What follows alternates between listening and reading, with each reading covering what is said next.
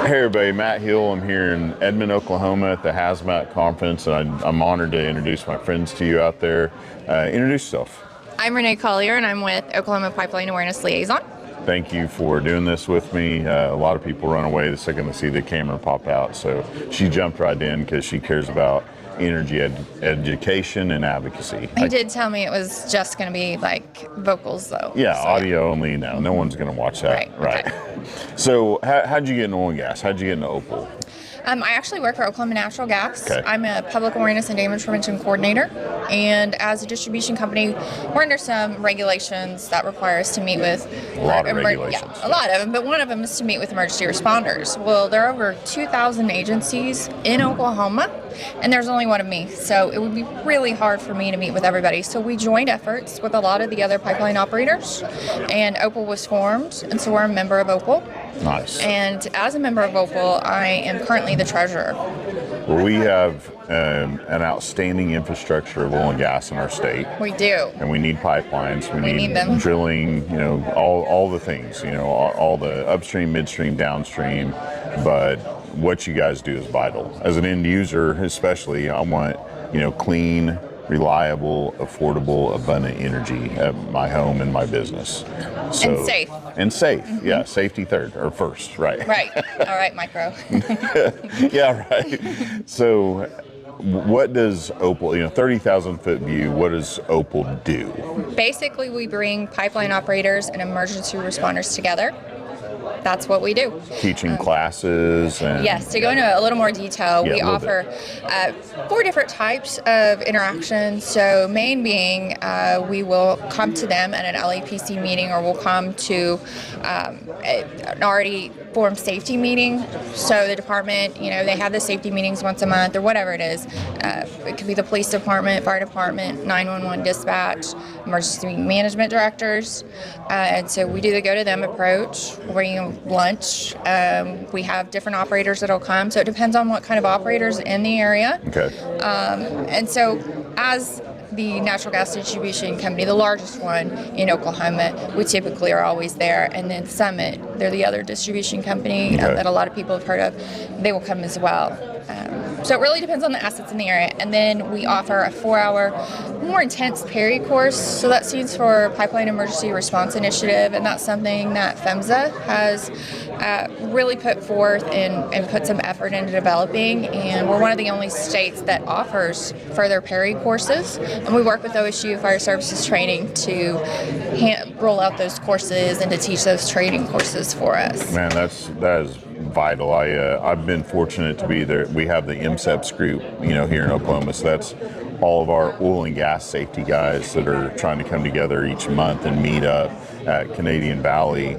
And we'll reach out to you guys and see if you guys want to come speak with us. Because how do you get the word out about that? Social media, that's why I started doing this podcast is, energy education and advocacy, of course, but it's free platforms, right? We can get out there and instead of not working with, don't worry about your politics, just worry about hey, we all need energy. And there's groups like this I didn't even know existed until this week and say, hey, this is fantastic what you guys are doing. They came here to join the Hazmat conference and get the word out about, here's another resource for you to make sure that our people are protected and our assets. Yes. Yeah. And we work with OSU Fire Services Training, and so when John Carpenter came to us with the opportunity, we jumped at it. This is something that is very important to us. Yep. We fully believe in it, and so we are going to continue to be a presenting sponsor for the Hazmat Conference, and it's already been secured for the next 2 years. So we're excited about that. I am too. John, same thing. He came to us and spoke at the MSEPS group, and I didn't realize it. Maybe close to 80% of our fire guys out there are not trained at all. That's and then correct. They come to an oil and gas situation, and there's even a bigger gap in what they are knowledgeable about on how to work with us. And in a big thermal event, an emergency, we don't want people hurt or our equipment, destroyed. So Right. we're all So pitching in. OPAL's a great platform for that, Yeah. bringing the operators and emergency responders together.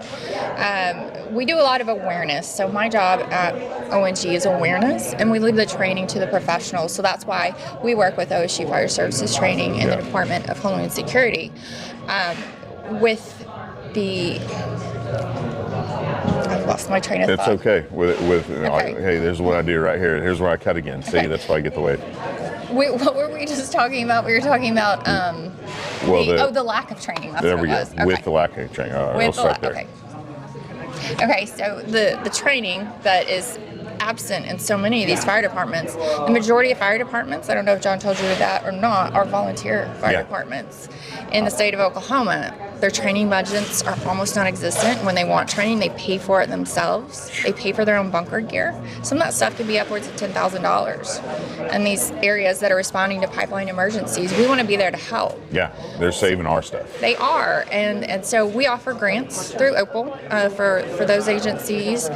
We offer those awareness presentations, and so these guys that haven't been exposed to any natural gas safety, natural gas liquids, crude oil, that kind of stuff, we come in and we talk about what pipelines actually are, what we carry in them, what's going through their county, and what not to do in an emergency. That's where they're pretty at. big. I saw you guys. You have the mapping. Everything's available. National Pipeline Mapping System. So we tell all of our emergency responders that if you haven't heard of it, you need to go on immediately. Figure out where those pipelines are in your backyard. Yep. So in case of an emergency. Don't dig. Call 811. That's correct. Don't dig without calling 811 first. It would be It me is the out law there. too. Oh, I didn't know that. I think you've had. Well, maybe we should have MG from OK 811 on one of your podcasts to talk about the majority of damages to pipelines are from excavation. So that it's very preventable, and a lot of it is in highly populated areas.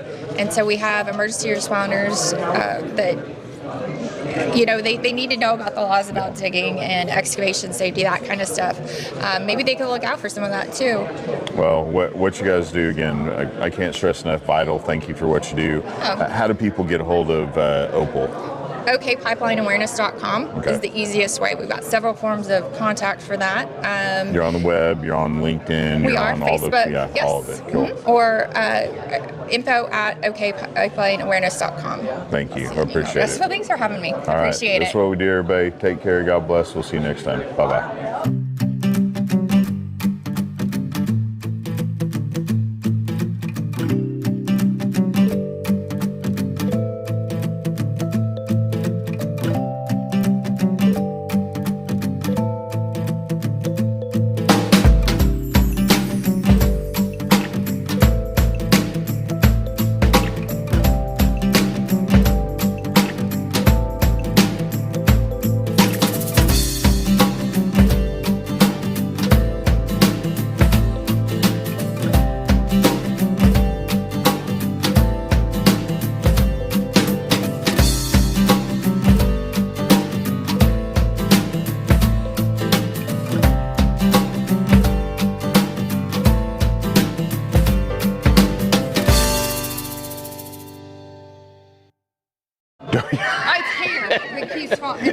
I have lice and bed bugs.